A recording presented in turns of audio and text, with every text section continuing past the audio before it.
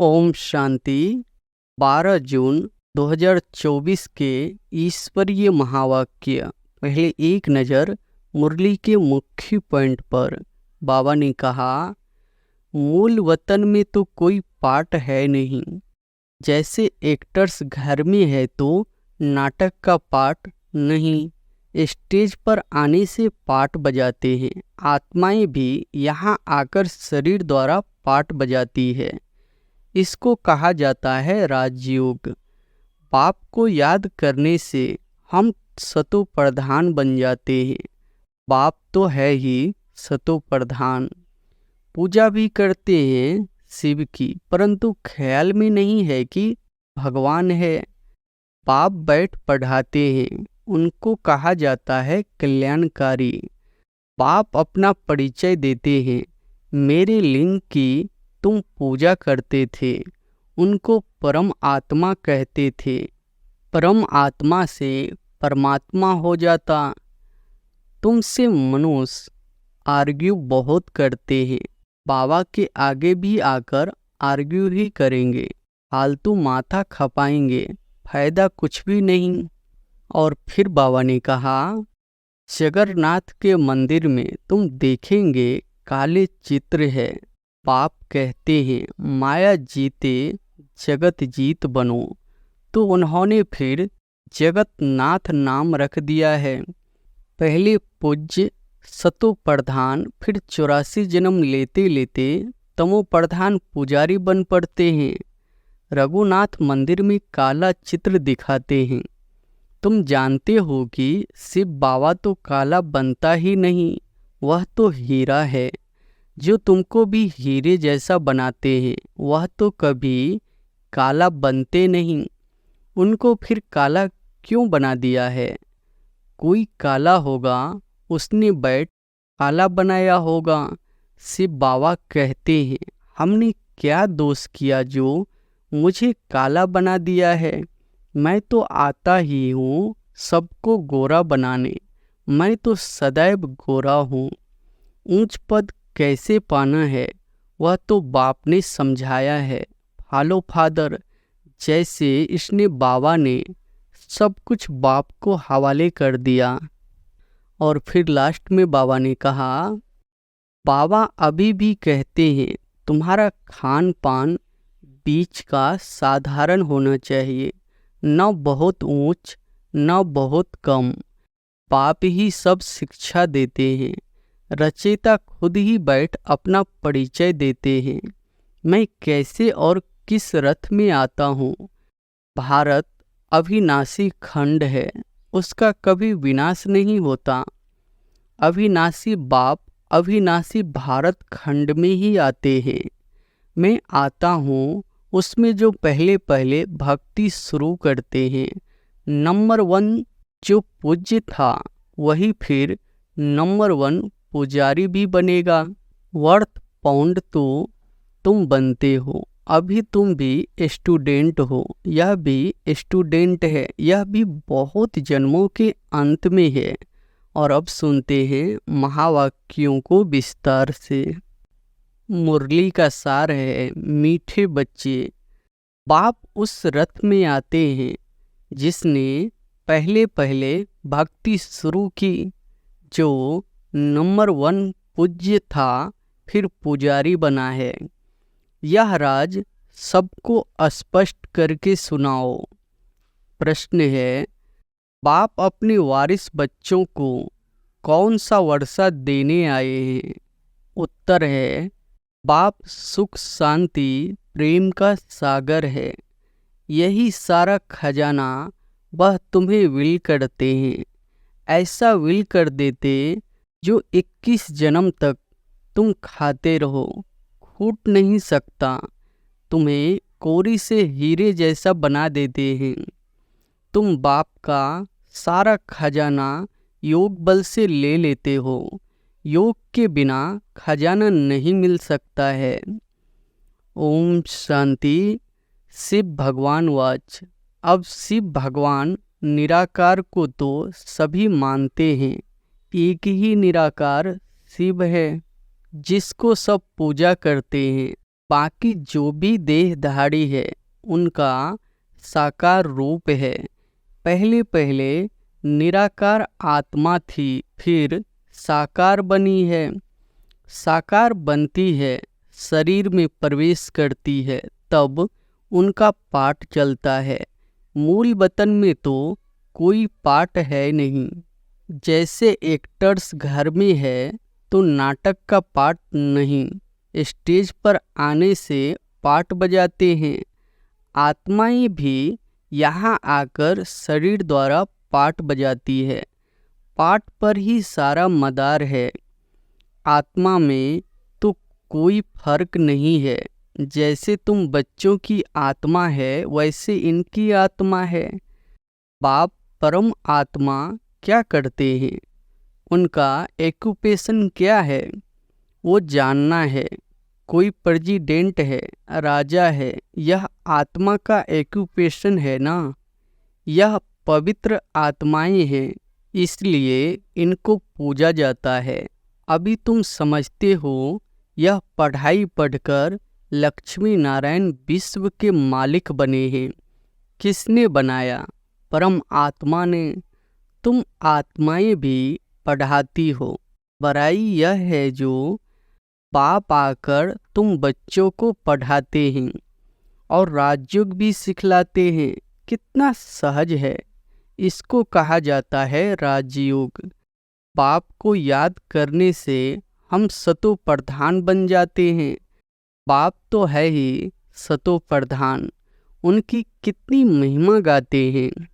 भक्ति मार्ग में कितना फल दूध आदि चढ़ाते हैं, समझ कुछ नहीं।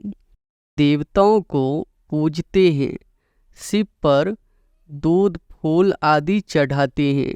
कुछ पता नहीं देवताओं ने राज्य किया। अच्छा, शिव पर क्यों चढ़ाते हैं? उसने क्या कर्तव्य किया है जो इतना पूजते हो?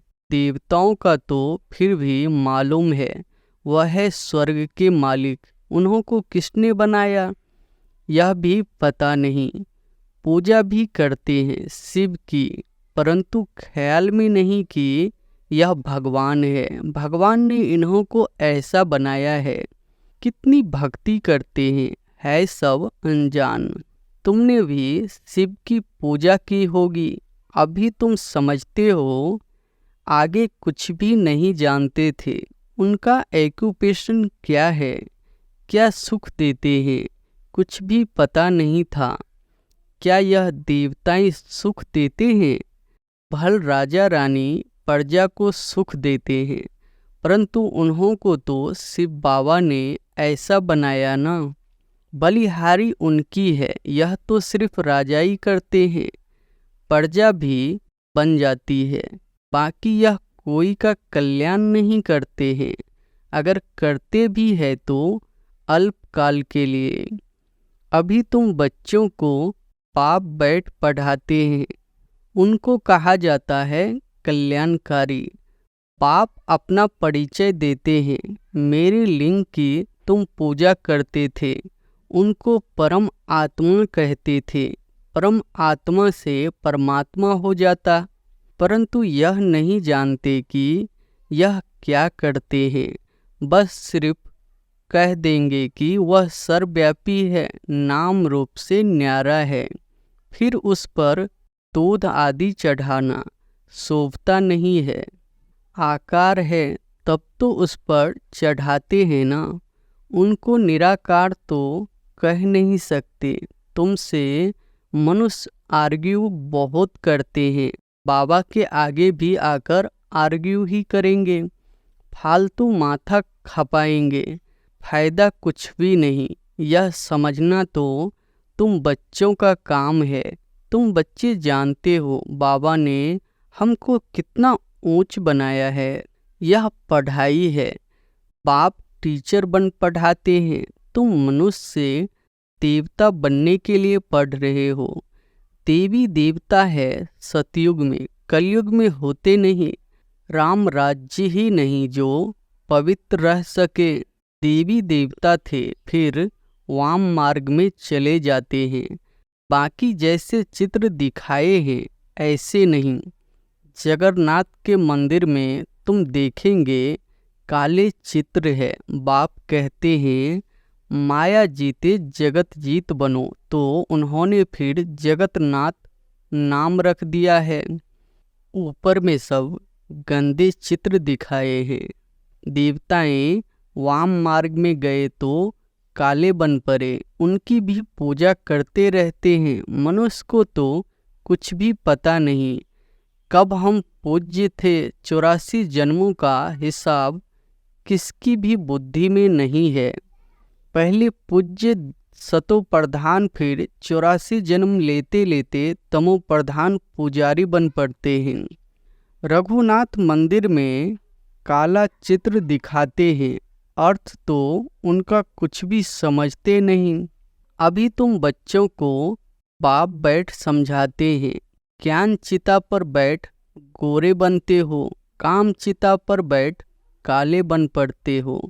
देवताएं वाम मार्ग में जाकर विकारी बन पड़े, फिर उनका नाम देवता तो रख नहीं सकते। वाम मार्ग में जाने से काले बन पड़े हो, यह निशानी दिखाई है। तुम जानते हो कि शिव बाबा तो काला बनता ही नहीं, वह तो हीरा है। जो तुमको भी हीरे जैसा बनाते हैं, वह तो कभी काला बनते नहीं। उनको फिर काला क्यों बना दिया है? कोई काला होगा, उसने बैठ काला बनाया होगा। शिव बाबा कहते हैं हमने क्या दोष किया जो मुझे काला बना दिया है? मैं तो आता ही हूँ सबको गोरा बनाने, मैं तो सदैव गोरा हूँ। मनुष्यों की ऐसी बुद्धि बन पड़ी है जो कुछ भी समझते नहीं। शिव बाबा तो है ही सबको हीरा बनाने वाला। मैं तो एबर गोरा मुसाफिर हूँ। मैंने क्या किया जो मुझे काला बनाया है? अब तुमको भी गोरा बनना है, ऊंच पद पाने लिए। ऊंच पद कैसे पाना है वह तो बाप ने समझाया है। फॉलो फादर, जैसे इसने बाबा ने सब कुछ बाप के हवाले कर दिया। फादर को देखो कैसे सब कुछ दे दिया। भल साधारण थे, न बहुत गरीब न बहुत साहूकार थे। बाबा अभी भी कहते हैं तुम्हारा खान पान बीच का साधारण होना चाहिए, न बहुत ऊंच न बहुत कम। बाप ही सब शिक्षा देते हैं। यह भी देखने में तो साधारण ही आते हैं। तुमको कहते हैं कहाँ है भगवान दिखाओ। अरे आत्मा बिंदी है, उनको देखेंगे क्या? यह तो जानते हो आत्मा का साक्षात्कार इन आँखों से होती नहीं। तुम कहते हो भगवान पढ़ाते हैं, तो जरूर कोई शरीरधारी होगा। निराकार कैसे पढ़ाएंगे? मनुष्यों को तो कुछ भी पता नहीं है। जैसे तुम आत्मा हो, शरीर द्वारा पाठ बजाते हो, आत्मा ही पाठ बजाती है। आत्मा ही बोलती है शरीर द्वारा, तो आत्मावाच, परंतु आत्मावाच शोभता नहीं। आत्मा तो वानप्रस्थ वाणी से परे है। वाच तो शरीर से ही करेगी, वाणी से परे सिर्फ आत्मा ही रह जाती है। वाणी में आना है तो शरीर जरूर चाहिए। बाप भी ज्ञान का सागर है, तो जरूर किसके शरीर का आधार लेगा ना।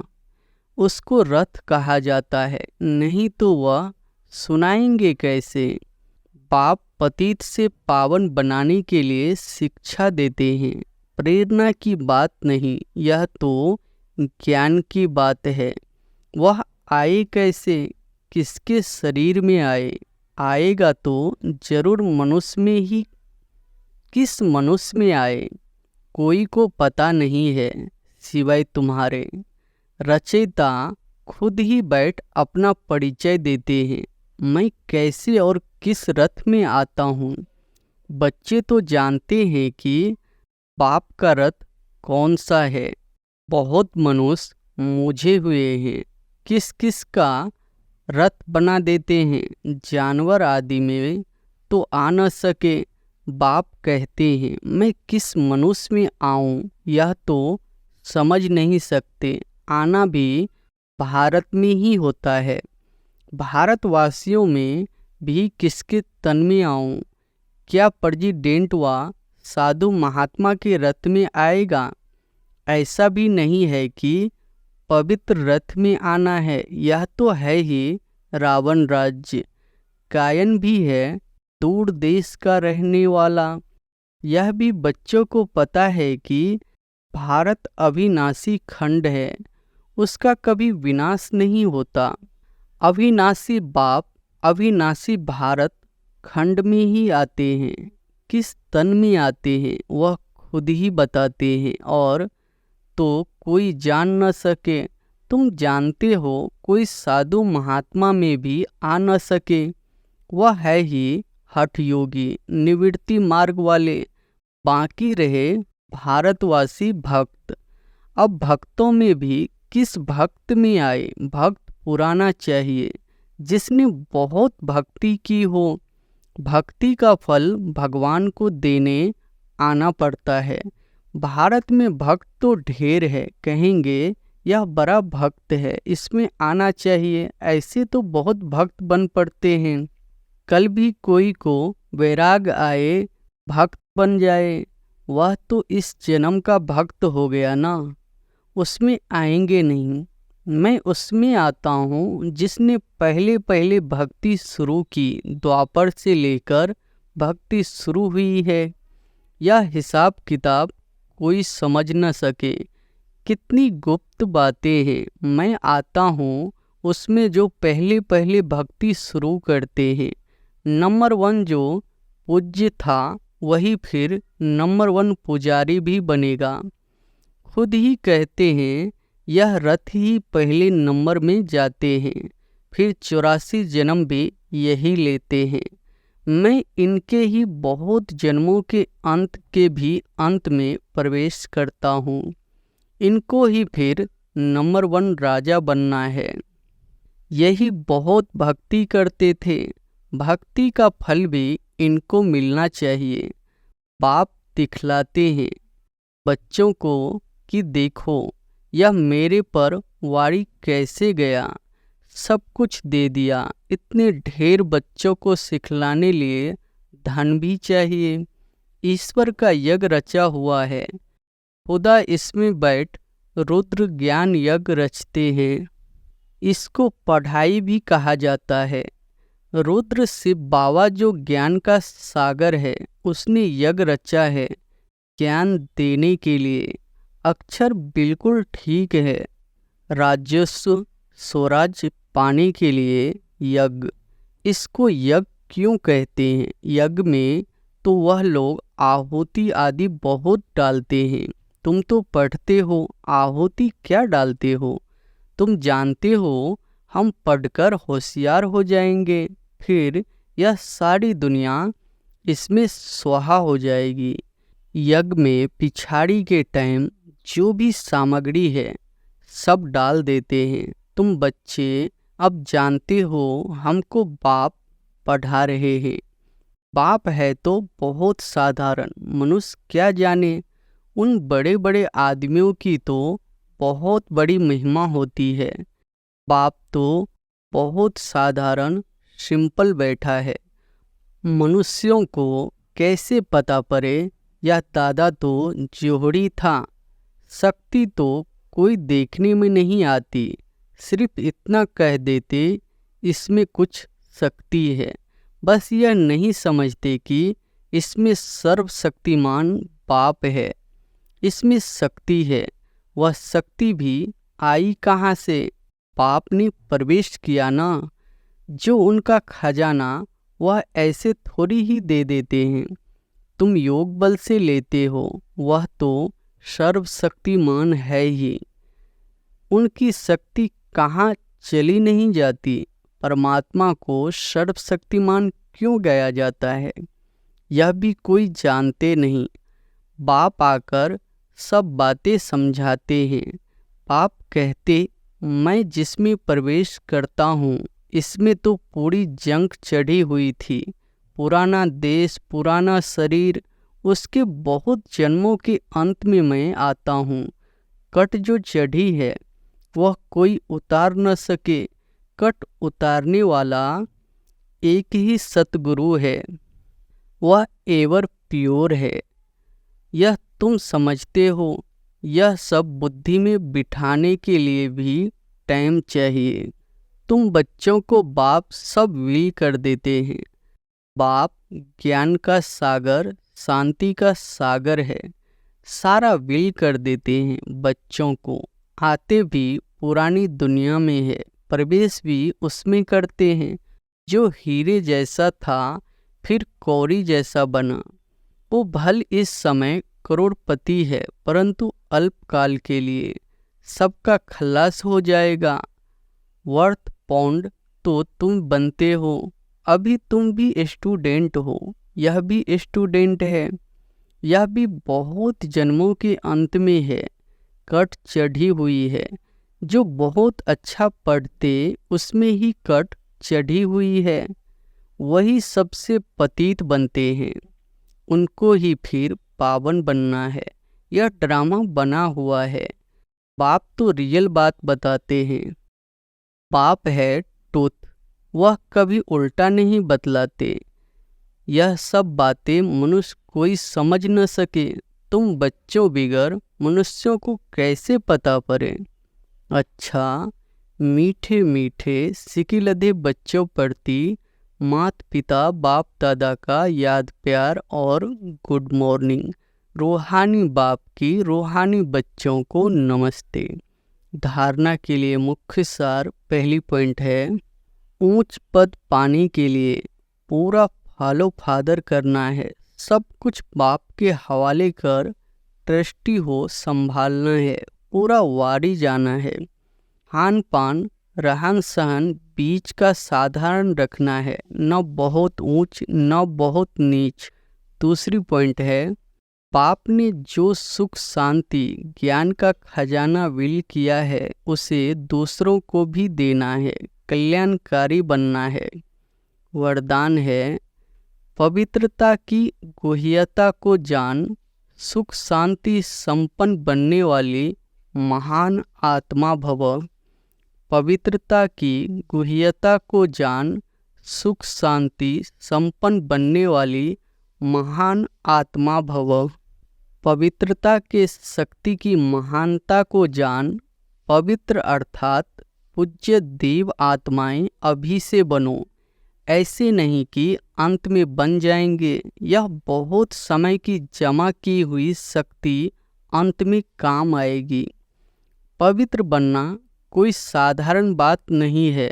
ब्रह्मचारी रहते हैं, पवित्र बन गए हैं, लेकिन पवित्रता जननी है। चाहे संकल्प से, चाहे वृत्ति से, वायुमंडल से, वाणी से, संपर्क से सुख शांति की जननी बनना, इसको कहते हैं महान आत्मा।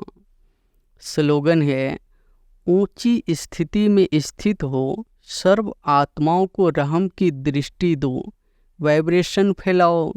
अच्छा, ओम शांति।